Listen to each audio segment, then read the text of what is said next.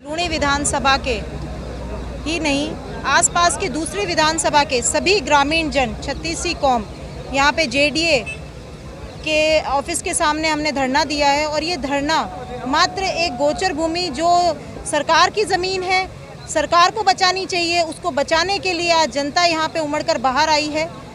1 महीने और 2 दिन हो चुके हैं इस लड़ाई को लेते हुए। जेडीए 3 सेशन में ये लड़ाई चली। 12 तारीख से 16 तारीख तक मात्र और मात्र जेडीए के पास बार बार हमें आके एप्लीकेशंस देते गए कि अतिक्रमण कर रहे हैं, वो स्टार्ट कर रहे हैं, काम चलता जा रहा है। आज छीन रोपी जा रही है, आज तार लगाए जा रहे हैं, आज पौधे रोपण किए जा रहे हैं। जेडीए की टीम वहाँ पे आती थी, उनके सामने ही वो सारा कार्य उनका होता था और उन्होंने कोई भी तरीके का ना तो जाब्ता लिया। 3 दिन में हमें कहते थे कि बिना जाब्ते का नहीं हो सकता। और 16 तारीख के बाद में 17 तारीख को जब हमने वहाँ पे पूर्णिया की प्याऊ NH 125 के पास में हॉस्पिटल बना हुआ है, उसके बाहर हमने धरना देना शुरू किया, तब उन्होंने वापस हमने कहा कि अब जेडीए की कार्रवाई होनी चाहिए। तो उन्होंने पुलिस जाब्ता मांग लिया और उसके बाद में उनको लगा कि अब जाब्ता जाएगा तो ये हमें तोड़ना ही पड़ेगा। तो उन्होंने एक बीच का रास्ता किया कि कैसे हम उन अतिक्रमणकारियों को ज़मीन उनके पास रह जाए और इनके पौधे रह जाए, इनकी तारबंदी रह जाए। तो कुर्की का आदेश निकाल दिया 145 के अंदर।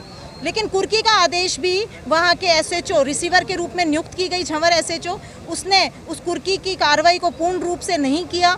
हमको आश्वासन दिया कि 24 घंटे में ये कार्रवाई मैं कर लूँगी और हमने उनकी जबान को मानते हुए, जिसमें ACP अटल जी भी मौजूद थे साथ में और सभी गांव के 50 गांव के लोग, मौजूदा लोग, सरपंच, जनप्रतिनिधि, ग्रामीण जन सब मौजूद थे। लेकिन उन्होंने वो कार्रवाई 24 घंटे के बाद में भी नहीं की। बात करने पर पूछा गया कि उनके ऊपर प्रेशर है। बाद में हमने ACP, DCP, कमिश्नर, कलेक्ट्रेट, आयुक्त, सचिव, जेडीए कमिश्नर जो नए आ गए, हर स्तर पे हम लोगों ने जाके उनसे वार्ता करने की कोशिश करी कि इस अतिक्रमण को आप क्यों नहीं हटा रहे हैं। लेकिन उसके बाद में भी उन्होंने नहीं हटाया। हमने कानून का सहारा लिया। कोर्ट ने भी इसको न्यायपूर्वक मानते हुए जेडीए को बोला कि कुर्की मुक्त है ये ज़मीन, आप अपनी कार्रवाई करिए और इस अतिक्रमण को तुरंत प्रभाव से हटाइए। उसके बाद हम जेडीसी ने ज्वाइन किया।